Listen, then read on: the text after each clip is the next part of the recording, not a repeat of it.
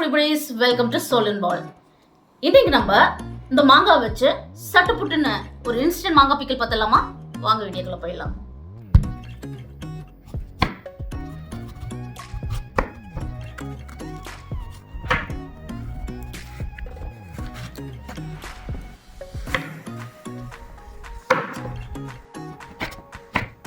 First மாங்காவை நல்லா பொடி பொடி பீசஸாக கட் பண்ணிக்கலாம்.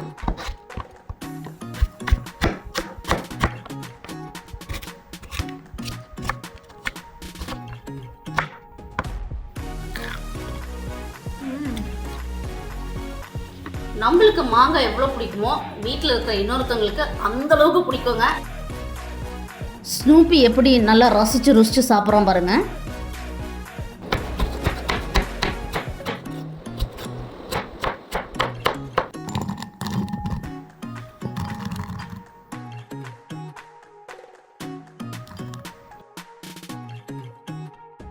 நம்ம இப்போ மாங்காய் கட் பண்ணியாச்சு. நெக்ஸ்ட் வந்து நம்ம க்ரீன் சில்லிஸ் ஆட் பண்ணுறோம். உங்கள் காரத்துக்கு ஏற்ப நீங்கள் வந்து க்ரீன் சில்லிஸ் ஆட் பண்ணிக்கோங்க. இங்கே நான் வந்து 7 க்ரீன் சில்லிஸ் மீடியம் சைஸ் எடுத்துருக்கேன். நல்லா பெருசாக வரும், அப்போ ஒரு 4 எடுத்துக்கலாம். நீங்கள் ஸ்பைஸ் கம்மியாக இருந்தாலும் கம்மியான க்ரீன் சில்லிஸ் எடுத்துக்கலாம். இதை வந்து ஒரு மீடியம் பீசஸை இந்த சைஸுக்கு கட் பண்ணிடலாம்.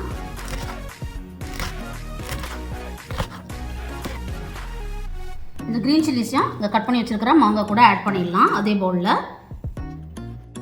ஸோ நம்மளோட மாங்காய் அண்ட் க்ரீன் சில்லிஸ் வந்து இங்கே கட் பண்ணியாச்சு பவுலில். நெக்ஸ்ட்டாக அவங்க வந்து 2.5 டேபிள் ஸ்பூன்ஸ் கல்லுப்பு எடுத்திருக்கேன். ஸோ உங்கள்கிட்ட வந்து கல்லுப்பு இல்லைன்னா நீங்கள் நார்மல் சால்ட்டும் யூஸ் பண்ணிக்கலாம். எப்போவுமே நீங்கள் ஆட் பண்ணுற சால்ட்டை விட ஒரு 3/4 to 1 டேபிள் ஸ்பூன் பிக்கிள்ஸ்க்கு வந்து ஆட் பண்ணிங்கன்னா அட்டகாசமாக இருக்கும். நல்லா ப்ரிசர்வ் ஆகும் பிக்கிள் அண்ட் உங்களுக்கு வந்து அதிக டைமுக்கும் வரும். சரிங்களா? ஸோ இங்கே நான் ஆட் பண்ணுறேன். இந்த மாதிரி சால்ட் போட்டு நல்லா ஷேக் பண்ணி விட்டுருங்க.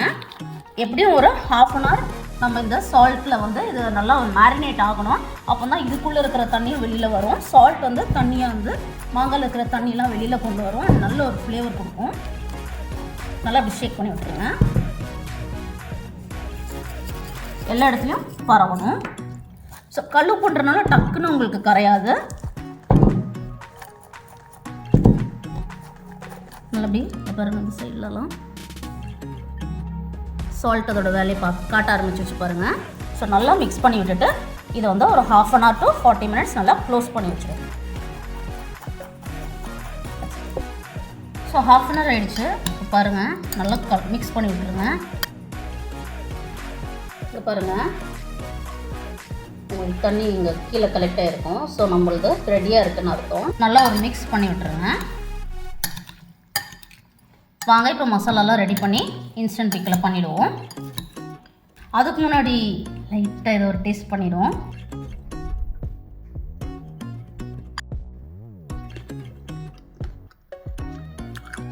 யம்மிங்கோ. ஸோ இதை வந்து நான் ஒரு பேன் ஹீட் பண்ணுறதுக்காக வச்சுருக்கேன். இதில் வந்து 1.5 டேபிள் ஸ்பூன் கடுகு ஆட் பண்ணுறேன். எண்ணெய் எதுவுமே ஆட் பண்ண தேவையில்லை, நம்ம இங்கே ட்ரை ஃப்ரை தான் பண்ணுறோம். லைட்டாக பொரிஞ்சு வர வரைக்கும் நம்ம வந்து இந்த மாதிரி கிளற போகிறோம். ஸோ மீடியம் ஃப்ளேம்லேயே வச்சுக்கோங்க, ஸோ தட் அது ரொம்ப தீஞ்சிடாது. பாருங்கள், நல்லா அது பொரிய ஆரம்பிச்சிருக்கு. ஸோ இந்த ஸ்டேஜில் அவங்க வந்து பொரிஞ்சு முடிஞ்சதும் நம்ம வந்து சின்ன உரலில் இதை கொட்டிடலாம்.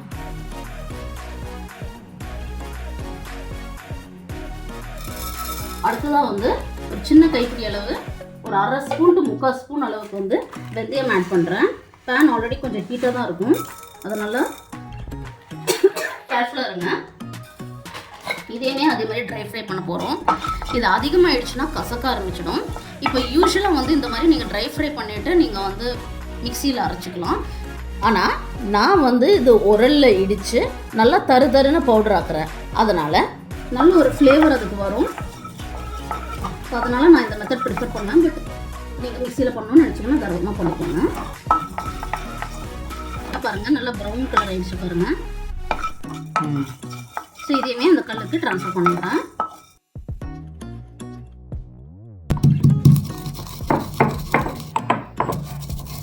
நல்லா பொரிய விட்டனால உங்களுக்கு அது ஈஸியாகவே வந்து கிரைண்ட் ஆகிடும்.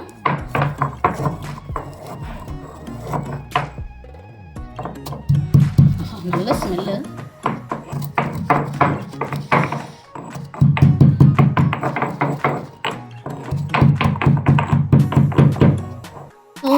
நம்ம நல்லா க்ரஷ் பண்ணியிருக்கோம். இங்கே பாருங்கள், ரொம்ப ஃபைனாக இல்லாமல் கொஞ்சம் தருன்னு நம்மளுக்கு இந்த பவுடர் ரெடியாக இருக்குது. வாங்க நெக்ஸ்ட் ஸ்டெப்புக்கு போயிடலாம். இப்போது நம்ம ட்ரை ஃப்ரை பண்ண அதே பேனில் நான் வந்து பேன் ஹீட்டாக வச்சுருக்கேன். ஒரு 5 to 6 டேபிள் ஸ்பூன் நல்லெண்ணெய் எடுத்திருக்கேன். பிக்கிள்ஸ்க்கு எப்போவுமே வந்து எண்ணெய் கொஞ்சம் அதிகமாக இருந்தால் தான் ஷெல்ஃப் லைஃப்பும் வந்து இன்க்ரீஸ் ஆகும். ஸோ எண்ணெய் நல்லா கொதிச்சிடுச்சு. இந்த ஸ்டேஜில் நம்ம 1 டேபிள் ஸ்பூன் கடுகு, 1 to 1.5 டேபிள் ஸ்பூன் கடுகு ஆட் பண்ணிடலாம். புரிஞ்சு வர வரைக்கும் வெயிட் பண்ணுவோம்.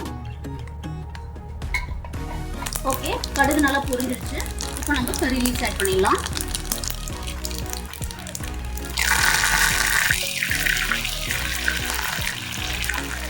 அடுத்ததாக 1 டீஸ்பூன் மஞ்சத்தூள் ஆட் பண்ணிடலாம்.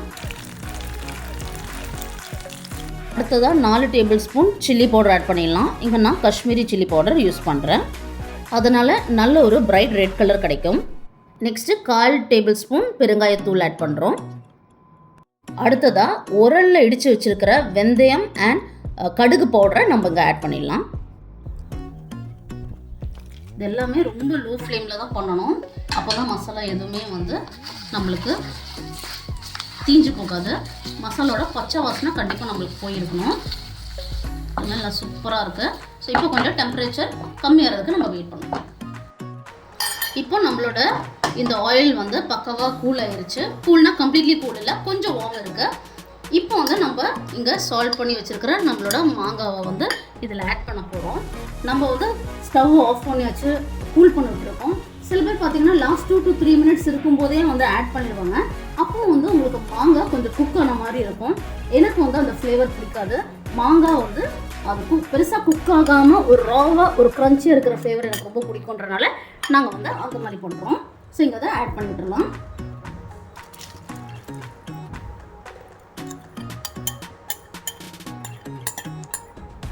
இப்போ இதை நல்லா மிக்ஸ் பண்ணி விட்டுடலாம்.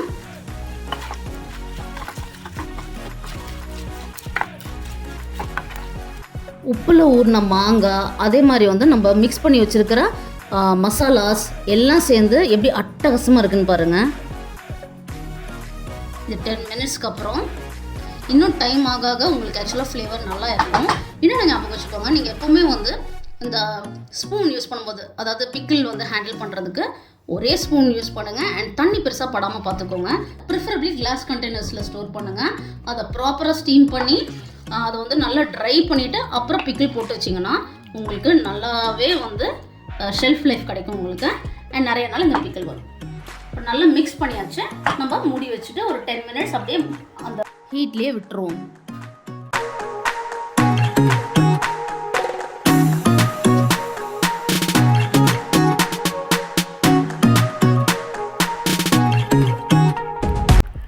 Taste time.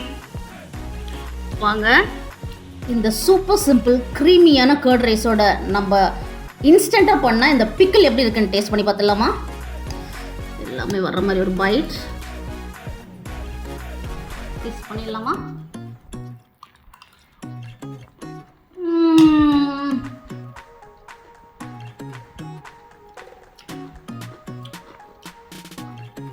காரம், புளிப்பு, ஃபேண்டாஸ்டிக். ஃபட்டாஃபட்டுன்னு ரெடியாக இருந்த மேங்கோ பிக்கில் மறக்காமல் ட்ரை பண்ணி பார்த்து உங்களுக்கு பிடிச்சிருக்குன்றதை கமெண்ட்ஸில் போடுங்க. பாய்.